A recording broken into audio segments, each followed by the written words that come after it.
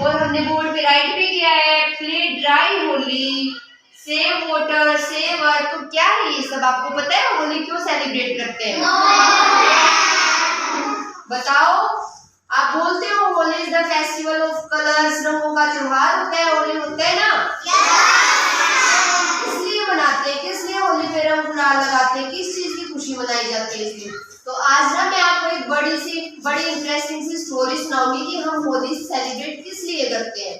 तो आप सब इसको ध्यान से सुनोगे ना? तो चलिए मैं आपको स्टोरी सुनाती हूँ। एक बार ना एक राजा थे, राक्षसों के राजा हिरण्यकश्यप। कौन थे? हिरण्यकश्यप। वो ना राक्षसों के राजा थे और उनको भगवान, वो जो ब्रह्मदेव होते हैं ना, उन्होंने उनकी बहुत कठिन तपस्या की और उन्होंने भगवान से वरदान मांगा कि ना मुझे वरदान दीजिए, ना कोई मेरे को घर के अंदर मार सके, ना कोई घर के बाहर, ना दिन में ना रात में, और ना किसी अस्त्र और शस्त्र से मुझको मार सके। तो ब्रह्मदेव ने उनकी तपस्या से खुश होकर उनको वरदान दे दिया। तो राजा हिरण्यकश्यप को ना बहुत घमंड हो गया इस बात का कि मैं ही भगवान हूँ, और वो पूरे राज्य में यही बात बोलता है कि सब मेरी पूजा करो, और अगर तुम मुझे भगवान नहीं मानोगे तो मैं तुम्हें मार दूंगा। तो फिर उनका एक छोटा सा बेटा था आपकी जितना, जिसका नाम था प्रहलाद। क्या नाम था? राजकुमार प्रहलाद। तो वो हमेशा ना भगवान विष्णु को बहुत मानते थे और भगवान विष्णु की पूजा में लीन रहते थे।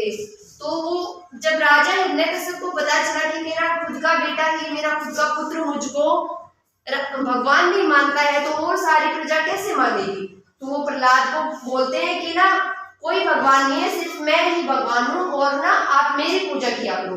तो वो कहते हैं नहीं, आप भगवान नहीं हो, मेरे भगवान तो भगवान विष्णु है और मैं उनकी ही पूजा करूंगा। तो राजा हिरण्यकश्यप को ना गुस्सा आ जाता है और वो क्या करते हैं, अपने सिपाहियों से बोलते हैं कि ना तुम राजकुमार प्रहलाद को कुएं के अंदर डालो। तो वो कुएं के अंदर डाल देते हैं सिपाही, पर वो भगवान विष्णु का बहुत बड़ा भक्त था तो भगवान उसको बचा लेते हैं। वो फिर बच के वहां से आ जाता है।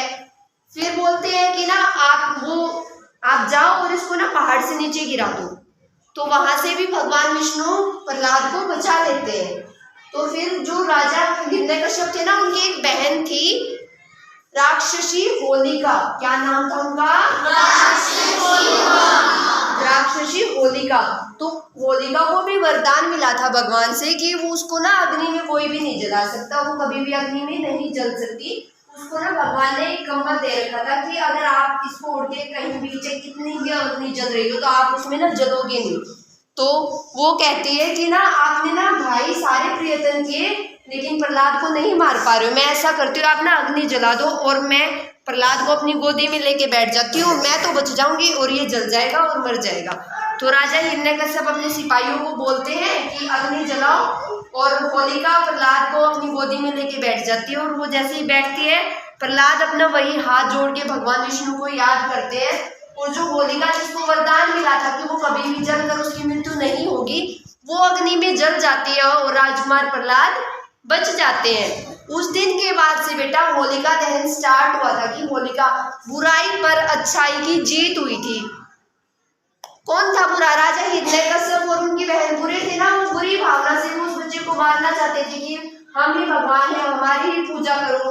तो बुराई पर अच्छाई की जीत की खुशी में होली वाले दिन शाम को होलिका दहन होता है, और नेक्स्ट दिन जिसको आप दुल्हन भी बोलते हो, उस दिन कलर्स के साथ हम खुशियां मनाते हैं, प्ले करते हैं ना प्ले।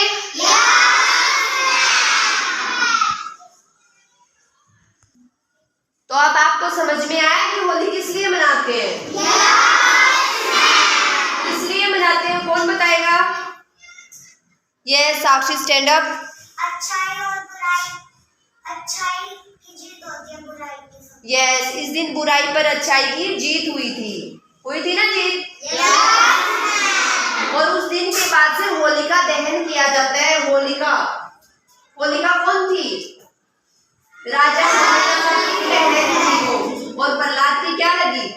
बुआ जी। तो वो होलिका बुरी थी ना, और उस दिन के बाद से होलिका दहन किया जाता है। और नेक्स्ट डे हम होली सेलिब्रेट करते हैं कलर्स के साथ प्ले करके, ठीक है। और आपको ये चीज पहले भी बताई थी, होली रंगों का त्योहार होता है। इस दिन हमें वाटर को वेस्ट नहीं करना चाहिए। We should save water and play dry Holi. हमें सूखी होली खेलनी चाहिए रंग और गुलाल के साथ, ठीक है। कैसी लगी स्टोरी? अच्छी लगी। अब देखते हैं कौन कौन बच्चा इस स्टोरी को सुन के फॉलो करता है। आप यहाँ पे आपको इतनी सारी एक्टिविटीज करवाई जाती है, बट आप तो उनको फॉलो ही नहीं करते, उनको समझते ही नहीं हो।